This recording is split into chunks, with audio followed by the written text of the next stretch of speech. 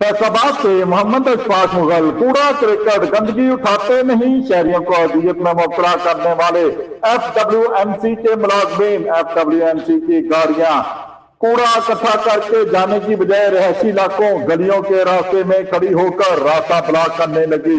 दिन 11 बजे से शाम 5 बजे तक अमीन टाउन नसीर चौक की गलियों में रास्ता बंद। बच्चे, तलबा व तालबात, असातिज़ा, अहले मोहल्ला के गुजरने की जगह ना होने से अजियत में मुब्तला।